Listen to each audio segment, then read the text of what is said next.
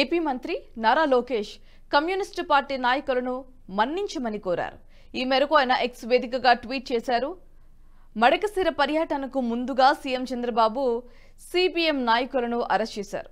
ఈ అరెస్ట్ను ఖండిస్తూ సిపిఎం కార్యదర్శి శ్రీనివాసరావు పత్రికా ప్రకటన రిలీజ్ చేశారు. దీనిపై స్పందించిన నారా లోకేష్ మమ్మల్ని మన్నించండి కామ్రేడ్ అంటూ సిపిఎం నేతలను పోలీసులు అరెస్ట్ చేసిన ఘటన పట్ల మన్నించాల్సిందిగా కోరుతున్నామన్నారు.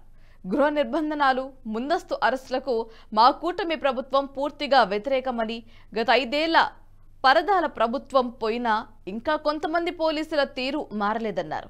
ఇలాంటి ప్రజాస్వామిక అరెస్టులను పునరావృతం కాకుండా చూస్తామని తెలిపారు. ప్రభుత్వాన్ని ప్రజాపక్షమై ప్రశ్నించే హక్కు, ప్రజాస్వామ్యబద్ధంగా నిరసన తెలిపే హక్కులను కాపాడతామన్నారు. ఇకపై ప్రతిపక్షాలు, ప్రజా సంఘాలు ముందస్తు అరెస్టులు, గృహ నిర్బంధనాలు లాంటి ఘటనలు పునరావృతం కాకుండా చర్యలు తీసుకోవాలని పోలీస్ శాఖ ముఖ్య కార్యదర్శులకు కోరుతున్నాను అంటూ ట్వీట్ చేశారు.